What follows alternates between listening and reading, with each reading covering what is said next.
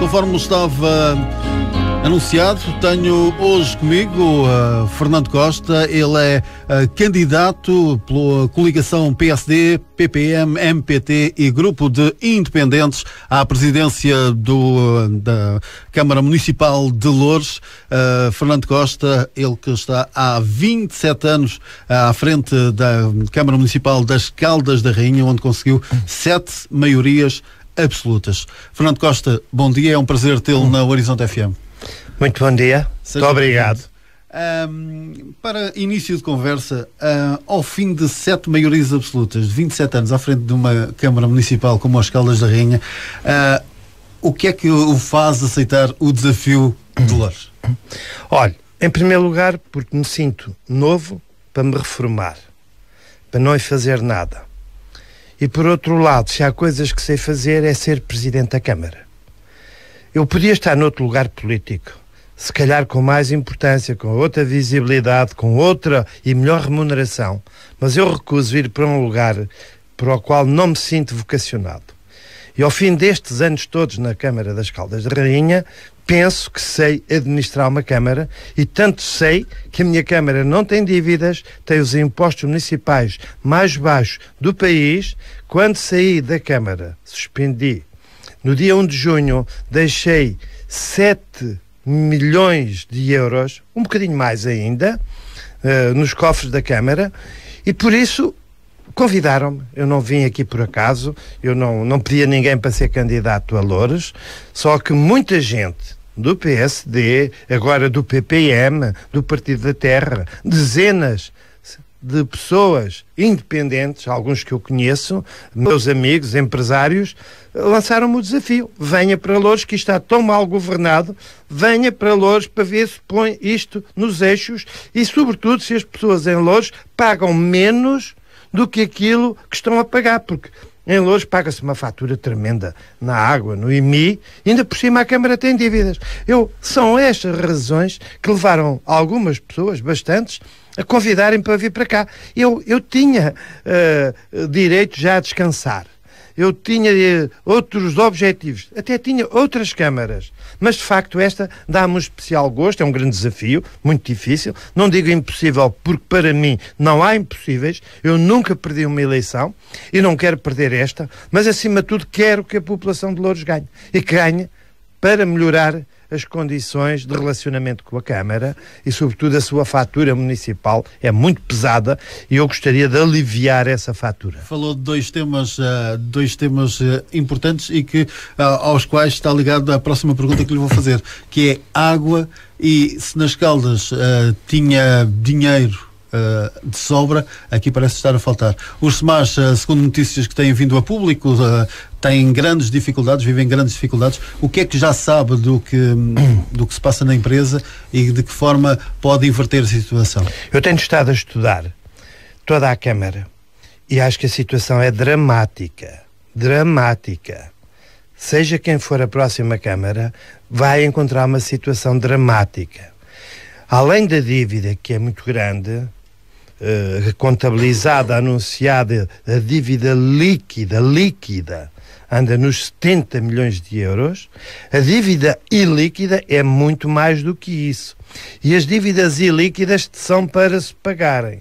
E às vezes a dívida líquida é mais baixa por causa de alguns ativos que não se podem transformar de momento, ou nem a curto nem a médio prazo, em dinheiro líquido para pagar dívidas. A situação de Loures é dramática. E de outros concelhos também, não é só Loures, infelizmente. Muitos municípios estão à beira da falência. O Governo já fez um programa de 1.000 milhões de euros para os municípios, o chamado PAL, para alguns não entrarem em falência. Mas, infelizmente, e por culpa dos autarcas, vão entrar em falência. E Loures não foge à regra.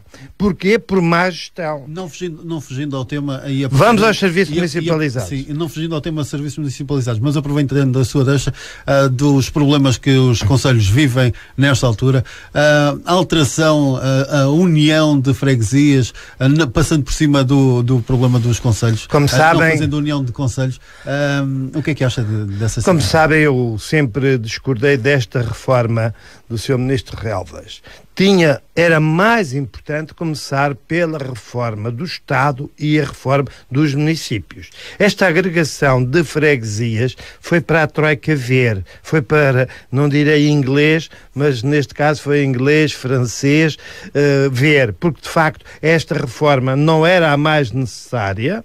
Admito que em alguns aspectos tenha aspectos positivos, mas o essencial da despesa pública não está nas freguesias.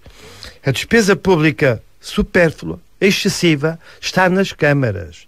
Naqueles seus presidentes de Câmara que passam o tempo a viajar para o estrangeiro, que têm dezenas de carros, motoristas, onde metem as famílias inteiras do presidente, dos vereadores e depois assessores e os familiares assessores. Isso é causa à dívida das câmaras, não são as freguesias. E é aí que se tem que pôr o dedo na ferida. E eu, na minha opinião, como vou apresentar um livro dentro de pouco tempo sobre este tema, a agregação deve ser de concelhos. Eu não defendo que se extingam concelhos, mas uma agregação ou federação de concelhos onde uma Câmara chega para 3 concelhos. Há câmaras com o seu staff normal, isso custa 500 mil euros. Há câmaras com 1.800 habitantes, 2.000, 3.000, não faz sentido. É muita despesa por uma câmara. Essa câmara, esse presidente e os vereadores podiam gerir no mínimo 3 câmaras. Poupava-se logo 1 milhão de euros. E há outras poupanças. Aí é que se devia ter poupado dinheiro. E poupar para o dinheiro ficar nos concelhos. Não é poupar dinheiro nas freguesias ou nos municípios e depois o terreiro do passo a gastar em coisas que não devia de gastar. Nós só fazemos uma reforma do poder local com o apoio das pessoas quando se poupar 1 milhão de euros num concelho, que esse 1 milhão de euros fique lá, no concelho. E fique como? Que o IMI, que a fatura da água, que a fatura do lixo, deixa automaticamente na proporção da redução da despesa. Reduzir despesa para as pessoas continuarem a pagar o mesmo? Não, obrigado. Não é isso que as pessoas querem. Nós, em Portugal, temos a fatura de impostos mais alta da Europa, com exceção dos países nórdicos. Mas aonde nos países nórdicos tem um conjunto de serviços públicos extraordinários. Nós, em Portugal, o objetivo, a meta é reduzir a despesa, porque as pessoas não podem mais com tanto imposto, com tanto preço da água, e há concelhos que isso é escandaloso. Voltando ao assunto água, os SMAs, que solução para a empresa? Eu acho que há aqui um grave erro, não sei mesmo se as pessoas que têm gerido a Câmara de Loures não deviam ser chamadas à responsabilidade. E não é só o governo socialista, é o governo comunista, as câmaras comunistas. Isto foi muito maltratado, isto está aí um conflito tremendo. Odivelas a querer sacudir a água do capote, a querer ficar com a parte do lombo, o melhor lombo, e agora a Loures que fique com os funcionários, que fique com os encargos, e quem está a pagar essa fatura são as pessoas de Loures.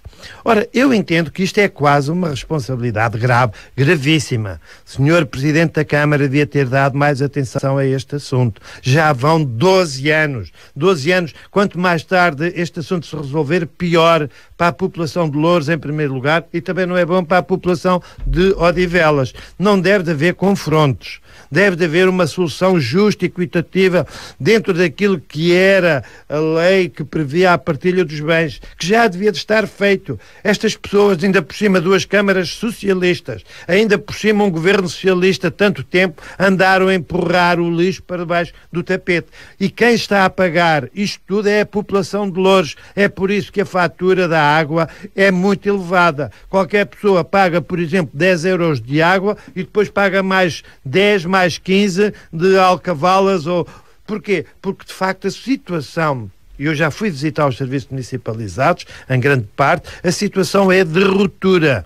E porquê? Porque são mais de 900 funcionários. E agora, se Odivelas sair, espero que não, eu acho que o Sr. Presidente da Câmara já devia ter posto uma providência cautelar para impedir esta consumação. Acha que ainda há um volte-face possível neste caso? Eu acho que há que cumprir a lei, há que chamar a lei, há que chamar as coisas acima da mesa, já que não houve consenso, porque senão a fatura da água em Loures ainda vai ser mais pesada. Porque quando Loures ficar sem a receita da água, que é pesada, da parte do Odivelas, mas ficar com praticamente todo o pessoal, Loures já tem gente a mais. 900 e tantas pessoas nos serviços municipalizados, 2.000 pessoas na Câmara, cerca de 500 pessoas, não consigo contar, nas juntas de freguesia. Quem está a pagar esta gente toda são os contribuintes, na fatura da água, no IMI. E estes funcionários de toda a Câmara não são os culpados e têm direito ao ordenado. Quem é responsável por esta situação não são os funcionários, são as equipes camarárias sucessivas que têm deixado arrastar uma situação gravíssima. E por isso é que a população de Loures tem das águas mais caras do país. Comparem com Lisboa. Já não digo para compararem com as Caldas da Rainha. A solução que defende para os SMAs pode passar pela privatização? Eu sou contra a privatização da água, tanto em Loures como em Lisboa, como no país inteiro. Eu tenho, nas Caldas de Rainha, nunca quis aderir totalmente às águas do Oeste.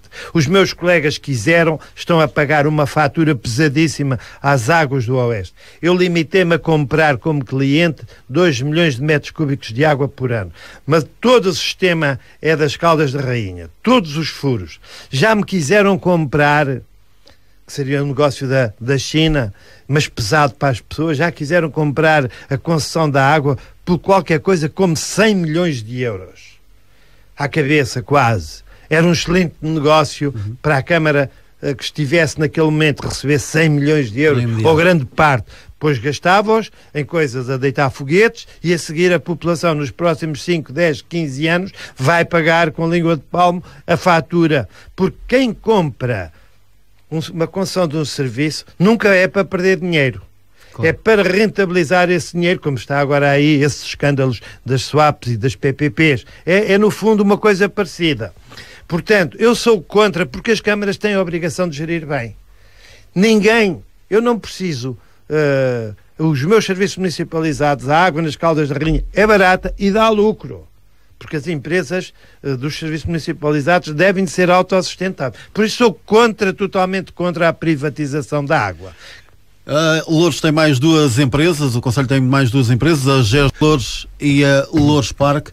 Que conhecimento tem destas 2 empresas? Eu sou muito crítico das empresas municipais. Por isso, nas Caldas da Rainha não há empresas municipais. As empresas municipais têm sido um cancro das economias municipais. As empresas municipais foram feitas basicamente para fugir ao controle do Tribunal de Contas e ao controle da lei, que é apertada, burocrática, das leis das câmaras. E que encontraram nas empresas municipais o escape, foi fazer empresas municipais por esse país inteiro. E criar administrações nas empresas municipais com ordenados por vezes maiores que os do Presidente da Câmara e dos vereadores. Não será que o caso em Loures. Mas as empresas municipais, por regra, não têm razão nenhuma de existir. Não devia de haver tanta empresa. O Governo fez uma reforma, obrigou a extinguir cerca de 40%. Devia de ser a extingui-las era a 90%.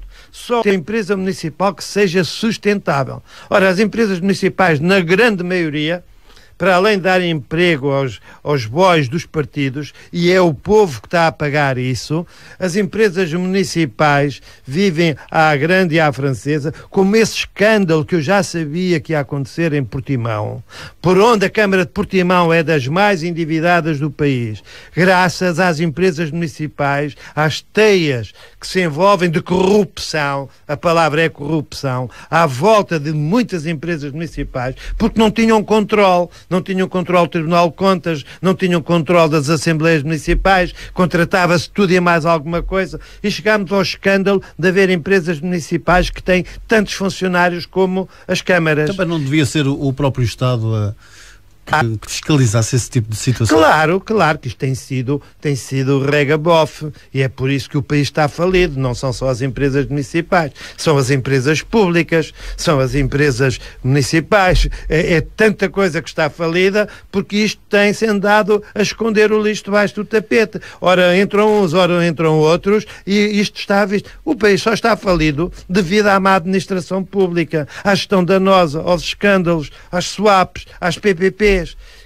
E o pior ainda está para ver. Esses encargos vão ser tão avultados, e aos BPNs, toda esta entourage política do PSD, alguns, do PS, muitos, e de outros partidos, mesmo o Partido Comunista também tem pessoas ligadas à administração da CP. Aqui ninguém foge. E, de facto, a classe política tem andado a viver, como diria Bordal Pinheiro, têm todos andado a mamar na teta da porca. E aqui a porca é a política, e é por isso que o país está falido, e é contra isso que eu sou, e é para isso que eu venho tentar ganhar Loures, porque Loures não vai haver mais as situações que toda a gente sabe que não é escandalosas, que eu não preciso repetir, porque eu ou ganho a presidência ou fico como vereador, porque se eu não me ganhar as eleições, vou ficar como vereador. Agora, o que eu lhe digo é que estas situações não se vão repetir. Eu nunca, em 28 anos de Presidente da Câmara, nunca tive motorista. Felizmente tenho saúde para conduzir, ainda menos mal. E em 28 anos de Presidente da Câmara tive 2 carros. Um durou 14 anos e o outro tem 12 anos. Portanto, é estas pequenas coisas que levam a que as câmaras estejam endividadas, e quem paga as dívidas das câmaras é você, sou eu. Porque esta história do dinheiro público, eu não conheço dinheiro público. Erário público é isso, dinheiros municipais. Não há dinheiros municipais. É dinheiros do seu bolso, do meu, daquele que paga IMI, do que paga IRS. Não há dinheiros públicos. Quais dinheiros públicos? O dinheiro é dos municípios, é de quem trabalha, é de quem desconta. E, de facto, isto tem sido uma escandaleira, não apenas na Câmara de Loures, em muitas. Eu também posso não ser um santo, também fiz alguns erros, admito perfeitamente. Mas ou os políticos emendam a mão, ou qualquer dia temos aí a população na rua, como está hoje no Brasil. Porque, de facto, a classe política não tem dado um bom exemplo. E é com essa nota que vamos fazer uma curtíssima pausa na nossa conversa. Já voltamos, porque há muito mais para falar sobre o Conselho de Loures. Horizonte FM, a música primeiro, a sua companhia na internet.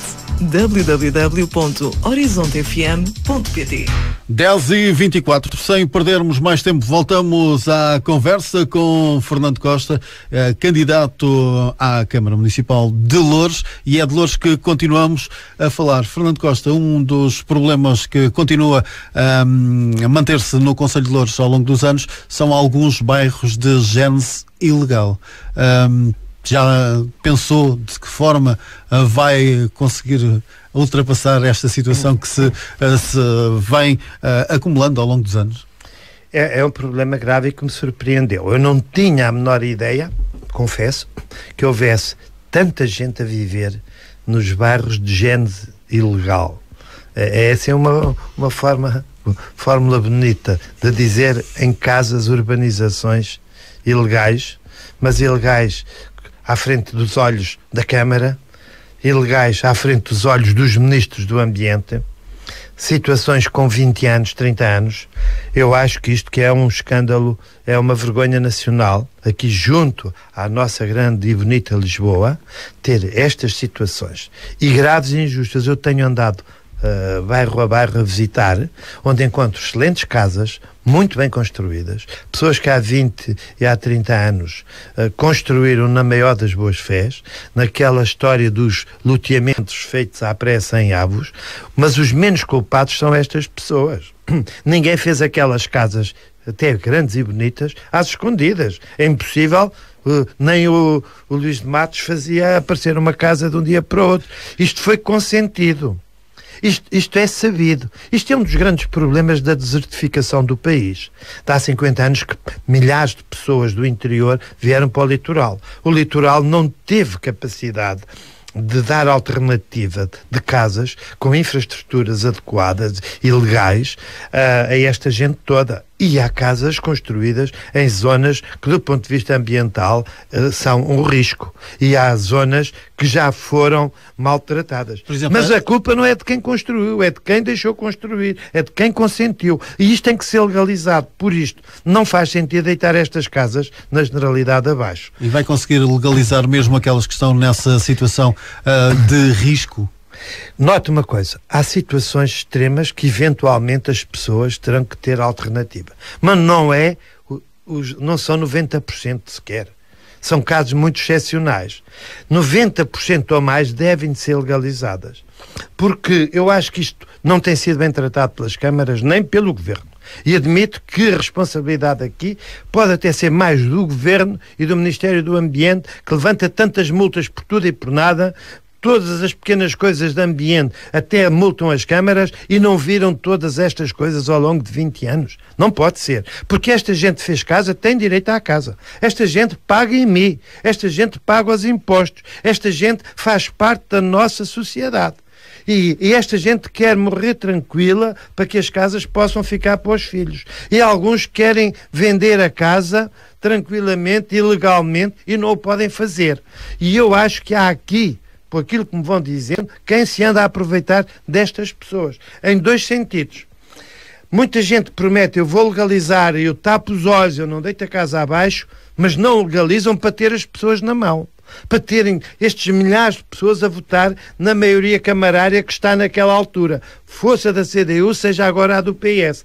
Há aqui uma certa chantagem política que convém ter estas pessoas numa espécie de indecisão, nem deitam abaixo, nem legalizam, deixa estar antes assim do que assado, para manterem e guardarem o voto, prenderem, fazerem coação política ou partidária sobre as pessoas. Por um lado. E, por outro lado, de facto, a Câmara também não quererá depois assumir a responsabilidade de algumas infraestruturas, porque eu já vi alguns bairros destes que não têm os esgotos nas melhores condições, não têm água nas melhores condições, e a Câmara tem a obrigação de o fazer. É claro que a Câmara vai gastar muito dinheiro nisso, mas tem havido tanto dinheiro de fundos comunitários. Eu entendo que o Governo, neste caso, não apenas para a Câmara de Loures, mas para todas as câmaras da área metropolitana, deviam ter acesso aos fundos comunitários de uma forma idêntica aos da região centro ou da região norte, para estes casos, para legalizar isto e para pôr isto na ordem. E eu já falei com o Sr. Secretário de Estado, Paulo Lemos, que é agora o Sr. Secretário de Estado do Ambiente, que isto não é um problema só da Câmara de Loures, é um problema de todas as câmaras, mas isto é um problema do país. Isto é uma vergonha o que se passa numa das capitais da União Europeia. Falámos dos bairros de género ilegal, seguimos agora para a área da saúde. Há relativamente pouco tempo foi inaugurado o Hospital de Loures, há cerca de um ano, mas que só serve uma parte da população. Outra parte da população continua à espera do novo Hospital de Lisboa. O que é que acha desta situação? Eu não quero ser demagógico e admito que o Ministério da Saúde nesta matéria tenha as suas razões, porque está em perspectiva um novo hospital aqui bem perto, e portanto pode haver algumas razões de caráter de deslocação para o novo hospital de Todos os Santos, creio que é assim que se vai chamar, aqui mais próximo da zona em que estamos agora, Boadela, Sacavém, São João da Talha, Santiria. Eu já vou conhecendo bairro da Figueira, se quiser, e outros bairros. Eu vou conhecendo isto, porque eu ando aqui já há 4 meses a calcorrear, a conhecer o terreno. Porque é bom conhecer o terreno, é bom conhecer as pessoas, mas também tem que saber e conhecer a situação grave. Há quem diga assim, o senhor, o que é que vem para aqui fazer? Vem de fora, não conhece isto. Convém conhecer. Mas mais do que conhecer o terreno, eu digo que às vezes o Presidente da Câmara deve ser assim uma espécie de José Mourinho. Deve é saber treinar. Porque o Mourinho, quando vai para o Real Madrid ou para o Chelsea, também não conhecia o balneário, nem conhecia as bancadas. O grande trunfo que ele tinha, e por isso é que o contrataram, é porque sabia governar, melhor dizendo, é porque sabia gerir uma Câmara, melhor dizendo, sabia gerar a equipe, sabia era treinar. E quem sabe treinar uma equipe, sabe treinar outra. Quem sabe gerir bem um conselho, tem a obrigação de gerir outro conselho. Mesmo que o conselho seja maior, seja diferente, ou seja mais pequeno, ou seja rural, porque o grande A grande missão é saber. Mas aqui na solução por isso, encontrada para o hospital não houve aqui um erro eu não lhe vou dizer, nem vou ser demagógico ao ponto de dizer, se eu for Presidente da Câmara vou mudar assim.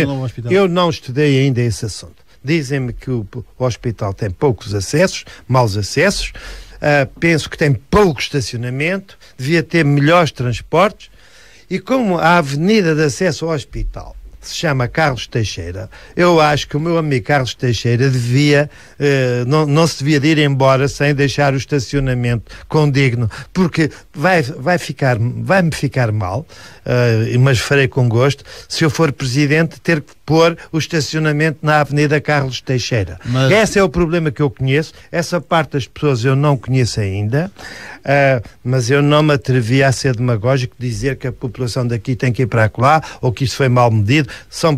Para isto estar como está, pode não estar bem, mas pode ter as suas causas. Eu não lhe respondo o que é que vou fazer sem conhecer o assunto em profundidade. Isto é um assunto que eu tenho que estudar melhor. E eu não lhe vou responder sem saber o que estou a dizer. Os meus cabelos brancos não me deixam mentir e já não estou na idade de fazer demagogia. Não conheço em pormenor esse problema, penso que haverá razões para que as coisas estejam nesta situação, mas na próxima entrevista já lhe respondo. Ora bem, vamos avançar então na nossa conversa e bastava olhar aqui pela nossa janela para olharmos para o próximo tema. A frente ribeirinha daqui da Bobadela, que tem os depósitos da Petrogal ainda que estando inativos, tem o Parque de Contentores, o Parque de Contentores que fala-se que poderá ser estendido até à margem praticamente do Trancão. O que é que sabe deste problema e que solução é que tem para isto, já que a frente ribeirinha do Conselho de Oures está praticamente toda bloqueada por uma parede de contentores? Bom, este problema já conheço melhor. Este problema põe-se aqui, põe-se em Almada, põe-se em Lisboa. Eu acho que o país está numa grave crise económica e nós não podemos tratar os industriais e a indústria, aquilo que dá desenvolvimento ao país e dá desenvolvimento a todos nós, como se o empresário, o pequeno comerciante, o pequeno industrial ou o grande industrial, quando compra regras, não os podemos tratar como malandros. Nós somos todos necessários à economia nacional, mas com regras e de uma forma adequada. E um governo que se preze e uma Câmara que se preze tem que tratar todos bem, mas com justiça. E os interesses superiores têm que estar acima dos interesses particulares. Eu já estive em num ou noutro parque de contentores a sentir os problemas que tem, e nós precisamos dos industriais. E precisamos de parques de contentores. Agora, na minha opinião, o pior sítio é em cima do rio. Se não se podem fazer casas, e bem, junto ao rio, junto ao leito do rio, por questões ambientais, também não se devem fazer estes parques fantásticos no bom sentido e no mau sentido, em cima do rio. Não haverá zonas no íntimo mais a 500 metros, a 1 quilómetro, zonas ainda livres, onde se possam fazer estes parques que são necessários, mas deixar estas zonas por razões ambientais, por razões de lazer, por razões de embelezamento. Nós queremos ser uma cidade turística, não é só os Jerónimos. A grande cidade turística, o grande país turístico há de ser Lisboa, e não pode ser Lisboa, Oeiras e Sintra e Cascais. Há de ser, é assim que eu gostaria que fosse, Lisboa, Loures, Odivelas. E de facto não se tem tido o cuidado suficiente em defender as belezas naturais de Loures. Já não falo das igrejas, já não falo da parte interior do concelho, mas isto é um triste espetáculo. E então a Petrogal, com estes depósitos inativos, o que é que estão aqui a fazer? Eu julgo que de facto há aqui que chamar à responsabilidade, especialmente do Governo. E eu não atribuo esta situação ao Sr. Presidente da Câmara ou aos seus vereadores. Nós compete-nos bater o pé, reivindicar, fazer barulho, mas a resolução disto passa em grande medida pelo Ministério do Ambiente, passa pelas entidades portuárias, que não podem, de facto, aproveitar-se da forma mais fácil das nossas riquezas naturais. Sejam em Loures, sejam noutros concelhos. É o meu ponto de vista. Até porque o Conselho vê passar o Rio Tejo, mas agora com a passagem da zona ribeirinha de Moscavide e parte de Sacavém para a nova freguesia do Parque das Nações, que pertence a Lisboa, Loures... Já não venho a tempo, mas... sem prejuízo de reconhecer que isso aconteceu também porque os moradores dessa zona preferiram ir para Lisboa do que continuar em Loures, eu sempre diria que foi pena que o município de Loures não tenha evitado esse movimento, essa cessação, essa divisão, porque de facto esta zona, Loures, ficava muito mais rico aquela zona, Lisboa não precisava.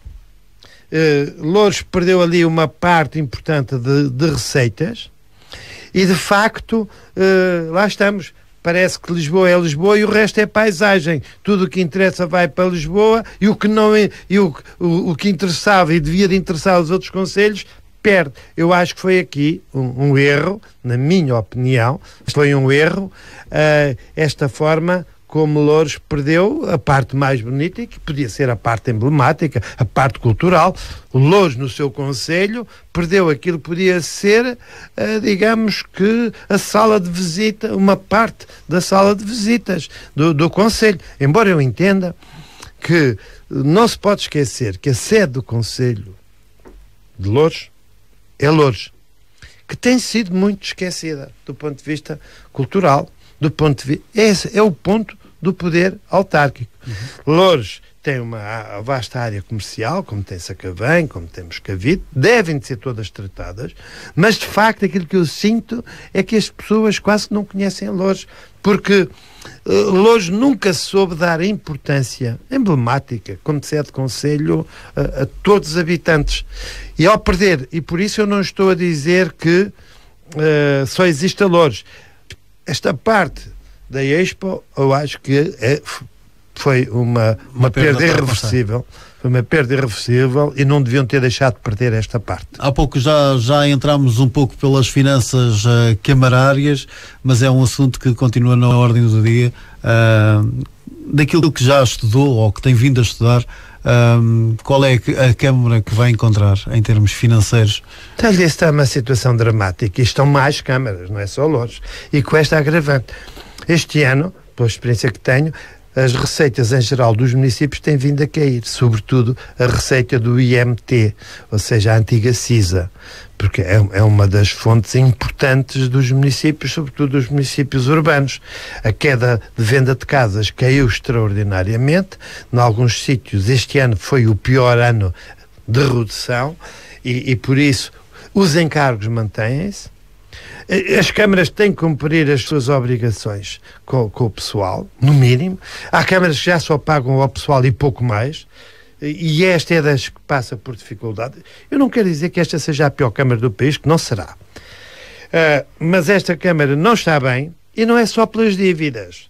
O grande problema da maioria dos municípios, e agora deixe-me falar no geral, não é as dívidas que têm e a dificuldade em pagá-las. É as máquinas burocráticas, é o conjunto de serviços, são as assessorias, é ter pessoal dentro da Câmara e andar a contratar o mesmo serviço fora.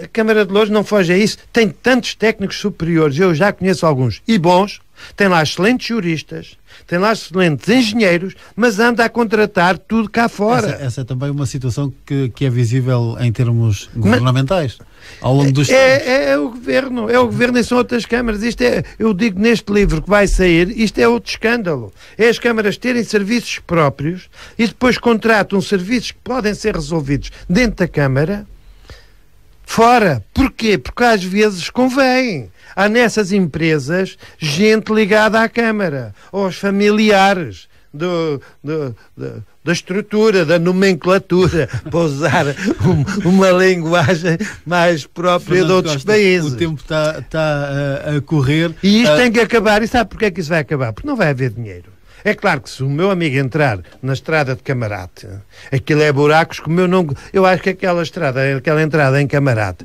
quando sai do eixo norte-sul, onde a junta de freguesia, e bem, da CDU pôs lá um cartaz a dizer esta estrada é da responsabilidade da Câmara, para sacudir a água do capote da Junta, e muito bem fez o Sr. Arlindo, que é lá o Presidente da Junta, que eu também já tenho o prazer de conhecer, ele e os outros do PS, ando a conhecer as pessoas. Isto é um escândalo, aquela estrada nem no terceiro mundo.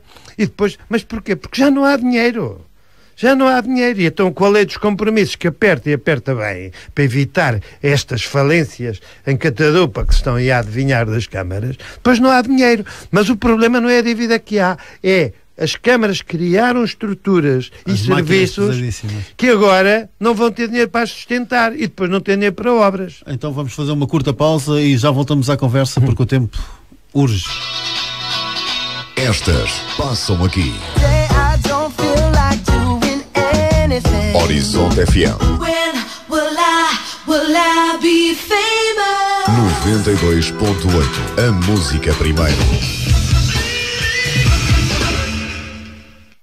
Estamos a 13 minutos das 11 da manhã, é a altura de continuarmos a nossa conversa sobre o Conselho de Loures.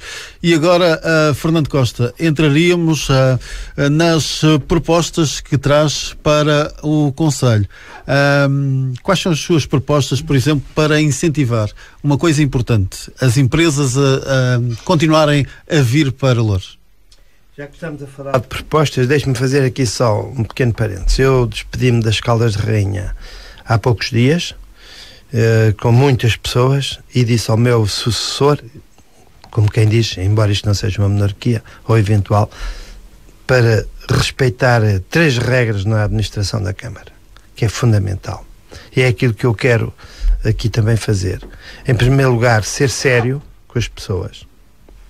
Em segundo lugar, ser sério com as pessoas. E em terceiro lugar, ser sério com as pessoas. E não acreditem nos políticos que venham prometer muitas obras. Não acreditem nos candidatos que venham fazer obras. Prometam tudo. Estão a mentir. Mas, mais do que isso, as pessoas hoje não devem pedir muitas obras aos presidentes de Câmara, que não as podem fazer. Mas acho que podem pedir antes. Não façam obras que não são necessárias. A gente aguenta algum tempo sem obras, mas baixem-nos o IMI.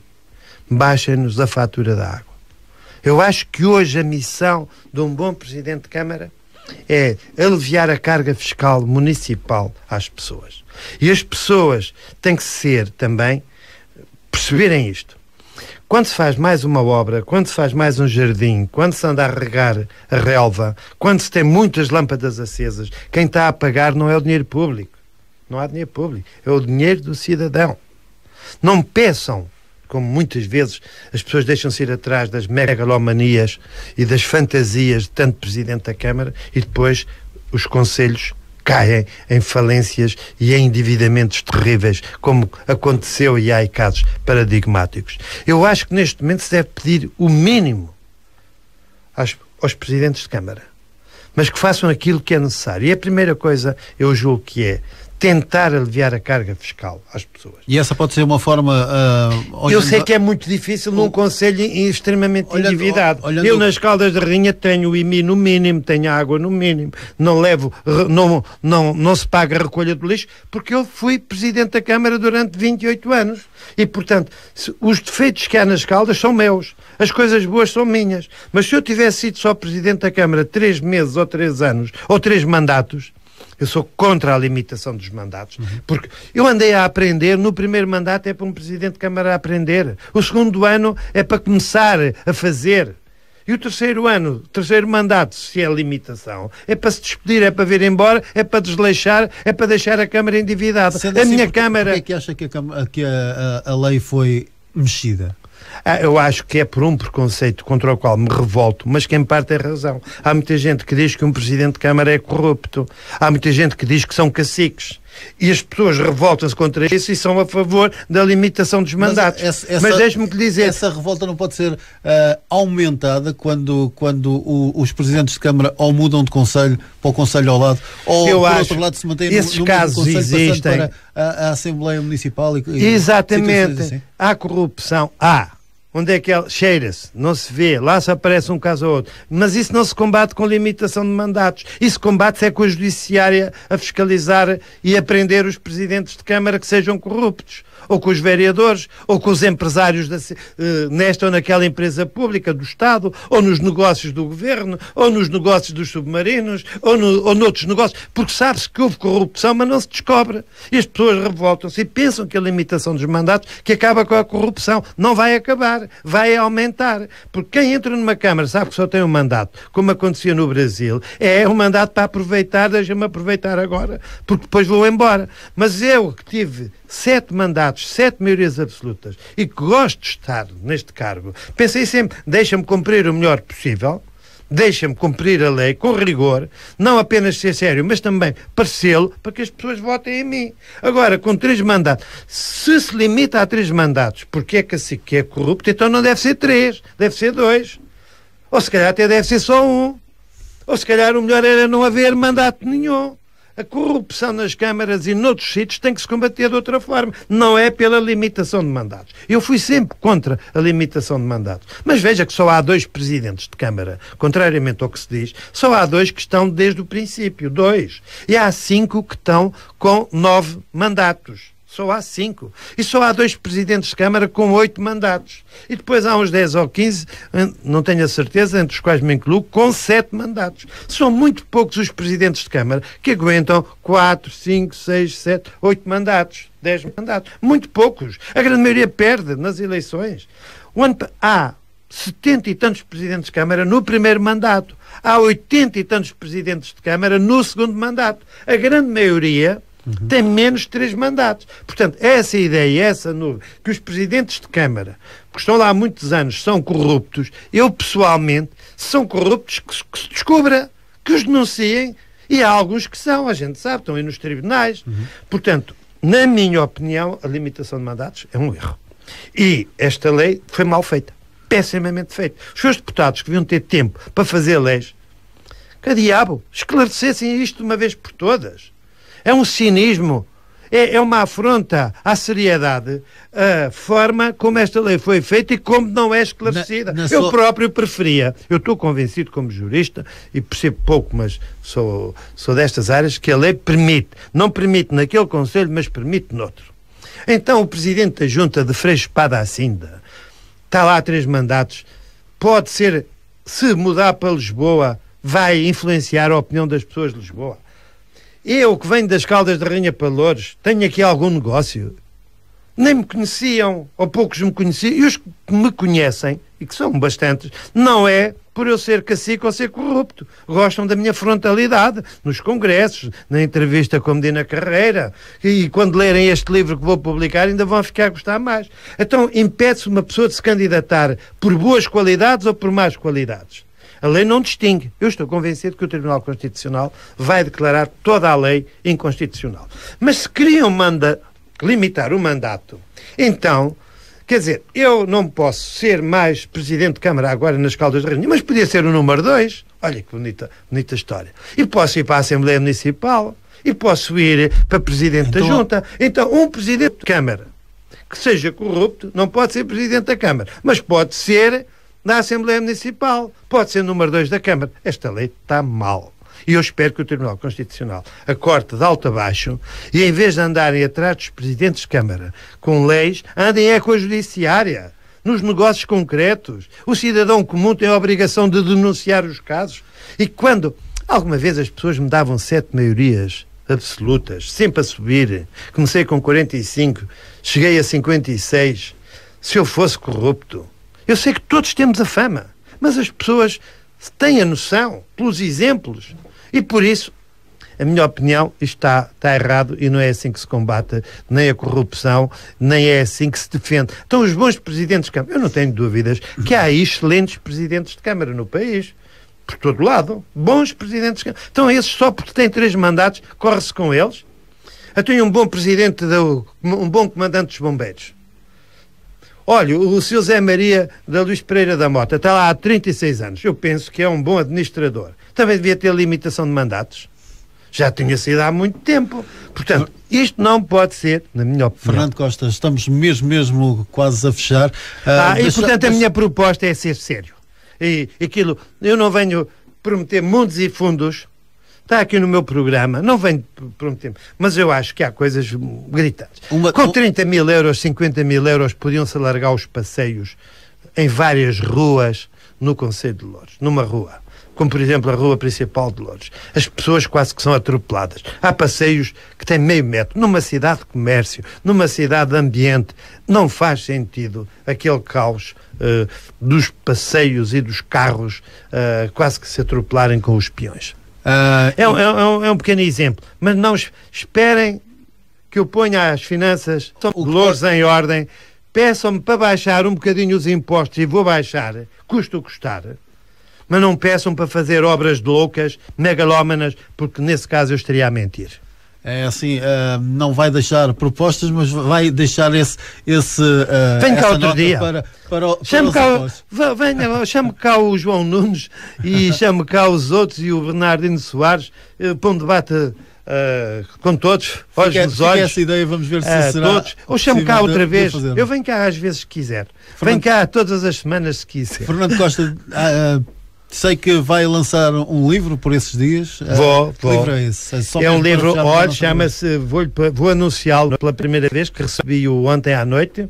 Chama-se Salve-se o Poder Local, ou do Poder Local. A mensagem é esta: ou reformamos o poder local e salvamos as câmaras, ou se não se reforma isto convenientemente, isto vai tudo à falência. Ou então, salve-se do poder local. Se isto não for reformulado, a sua fatura, vou-lhe dizer, da água, do IMI, do lixo, vai ter que aumentar para sustentar estas máquinas loucas das câmaras e dos serviços públicos e das empresas municipais. Mesmo para fechar a nossa conversa... E é por isso que isto se chama salve-se o poder local ou salve-se do poder local. Deixe-me uma ideia que venha nesse livro para salvar o poder local. Eu defendo claramente a extinção de quase todas as empresas municipais. Eu defendo mais ainda a redução das chefias das câmaras. Eu defendo menos vereadores a tempo inteiro. Impossível que o filho, a neta e a bisneta entrem atrás do Presidente da Câmara. E defendo, é a grande ideia, a Federação de Câmaras. Não faz sentido haver uma Câmara com 5 vereadores a administrar um concelho que tem 1.800 habitantes. É o caso do concelho mais pequeno no continente, porque nas ilhas até há concelhos mais pequenos.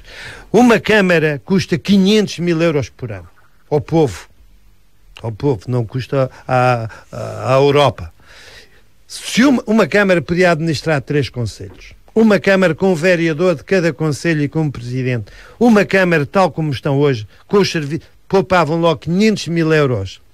E 3 câmaras com os serviços comuns, 3 câmaras pequenas com serviços comuns, poupavam mais de 30% na despesa. Estamos mesmo naturalmente que os grandes concelhos não faz sentido pelas suas palavras, depreendo que se fosse membro deste governo teria feito união de concelhos e não união de freguesias. Não tenho dúvidas, eu disse-o no prós e contras. Eu acho que o meu amigo Relvas começou mal esta reforma. É pelos concelhos que se devia de começar, é pelas empresas municipais, é pelas empresas públicas, é pelo próprio governo que gasta dinheiro a mais em muitos assessores, em muitos motoristas, em muitos carros. Ou há reforma em tudo ou não vale a pena. Fica essa nota. Fernando Costa, foi um gosto tê-lo aqui. Muito obrigado. Horizonte FM, continuação de boa quinta-feira. Muito obrigado. Portugal, Cabo Verde, Guiné-Bissau, Ucrânia, Rússia e Brasil. Todo o mundo numa só rádio. Horizonte FM.